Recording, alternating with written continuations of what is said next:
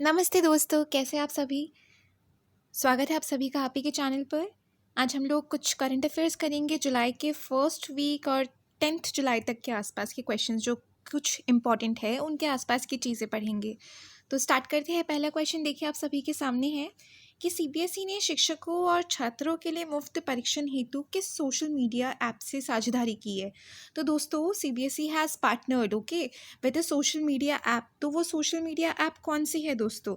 तो सबसे ज़्यादा ध्यान रखना, अगर कोई स्टूडेंट या कुछ भी या सबसे पुरानी इनमें कोई ऐप है तो वो है फेसबुक। ठीक है, क्या है दोस्तों? फेसबुक है। तो इसलिए आपको ये ध्यान रखना है कि फेसबुक इसका आंसर है।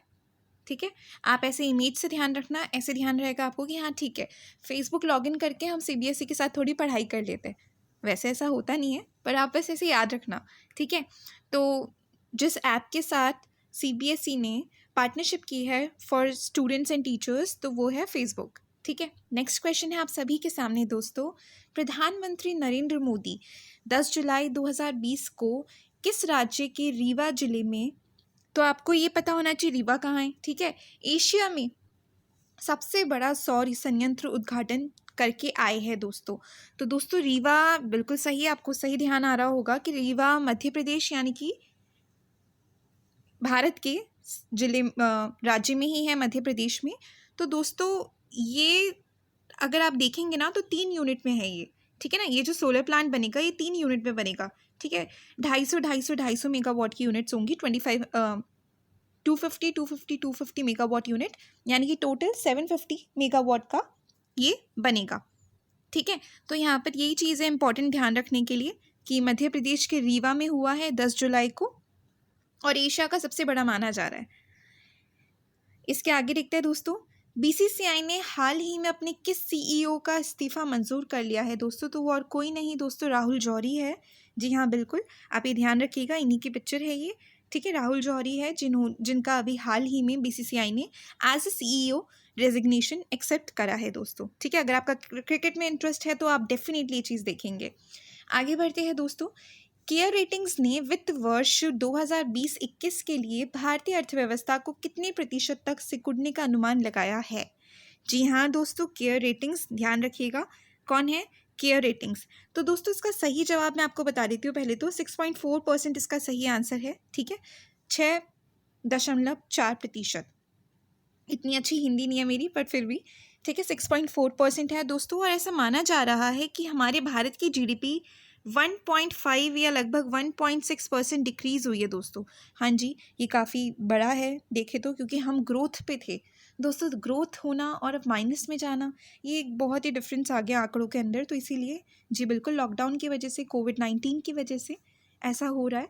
तो आप ये ध्यान रखिएगा कि 6.4% इसका आंसर है जो केयर रेटिंग्स ने हमें दिया है।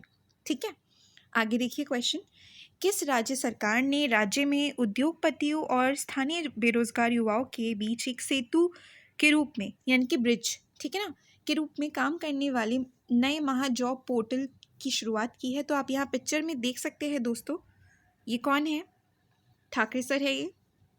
कौन है ये अभी महाराष्ट्र के सीएम हैं। ठीक है, तो दोस्तों इन्होंने इस जॉब पोर्टल का निर्माण किया है। ठीक है, एंड शुरुआत की है दोस्तों। तो इसका आंसर है महाराष्ट्र, क्योंकि कोविड-19 में तो हम सभी जानते हैं कितना अनएम्प्लॉयमेंट हो रहा है दोस्तों। अभी जिनके पास जॉब थी उनकी जॉब चली गई है, जो जॉब ढूंढ रहे थे उनके लिए जॉब ढूंढना बहुत मुश्किल हो गया है। तो इसीलिए ये कदम उठाया गया है महाराष्ट्र सरकार की तरफ से। ठीक है, अगला प्रश्न है दोस्तों, अंतर्राष्ट्रीय सहकारिता दिवस 2020 निम्न में से किस दिन मनाया गया? तो दोस्तों आप ये ध्यान रखिएगा, इसका आप अगर ऑप्शंस देखेंगे, देखिए यहाँ पर ऑप्शंस देखेंगे अगर आप, तो ऑप्शंस में आपको जुलाई ऑप्शन दिख रहा है। तो इसमें हमेशा डेट को ध्यान नहीं रखना है, आपको सिर्फ मंथ ध्यान रखना है। क्यों दोस्तों? क्योंकि UN international day of cooperatives में जो यूएन है वो हर जुलाई के फर्स्ट सैटरडे को दोस्तों, कब? पहला शनिवार।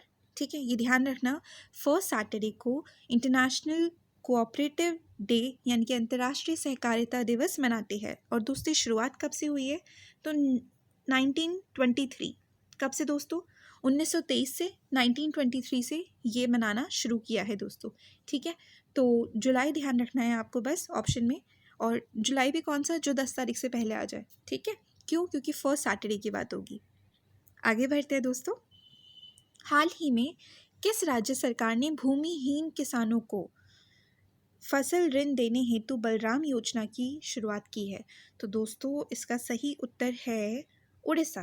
क्या है दोस्तों इसका सही उत्तर? उड़ीसा। ये बहुत इंपॉर्टेंट योजना है दोस्तों, क्योंकि जिन लोगों के पास में भूमि नहीं है वो लोन नहीं ले पा रहे, ठीक है। क्योंकि लोग अक्सर, किसान क्या करते हैं, अपनी भूमि के ऊपर ही कर्जा लेते हैं और फिर उस पैसे से खर्चा करते हैं खेती में, फिर उस रकम को भी चुकाते हैं, फिर प्रॉफिट भी कमाते हैं, कोशिश करते हैं कुछ हद तक, ठीक है। तो वैसे ही दोस्तों यहाँ पर उड़ीसा है जिन्होंने बलराम योजना की शुरुआत की है दोस्तों। तो दोस्तों ये कब तक दिया जाएगा? आपको ये ध्यान रखना है कि 2 साल तक दिया जाएगा। कब तक? 2 साल तक दिया जाएगा। और इसमें कम से कम दोस्तों 7 लाख किसानों को इससे फ़ायदा होगा।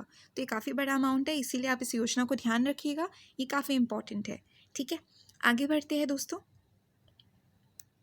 अगला प्रश्न है, केंद्रीय रक्षा मंत्री राजनाथ सिंह ने 9 जुलाई 2020 को वीडियो कॉन्फ्रेंसिंग से जम्मू में सीमा सड़क संगठन द्वारा बनाए गए कितने नए पुलों का उद्घाटन किया है?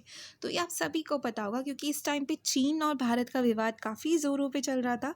तो इसका सही उत्तर है दोस्तों 6 पुल। कितने पुल? 6 पुल। अब इसमें जो ध्यान रखने की बात है वो ये है दोस्तों कि जो 4 पुल है और जो 2 पुल है, ये 6 का जो पुलों का है इसको 4 और 2 के रेशो में बांटा गया है। तो जो 4 पुल है दोस्तों वो तो है आपके जो अखनूर, आप ध्यान रखिएगा, अखपुर, थोड़ा सा अजीब सा नाम है, तो जम्मू कश्मीर का पार्ट है ये। अखपुर, अखनूर है शायद, अखनूर या समथिंग करके, मैंने अखबार में पढ़ा था। तो जो 4 है वो तो अखनूर के है और जो 2 है वो जम्मू के है, ठीक है।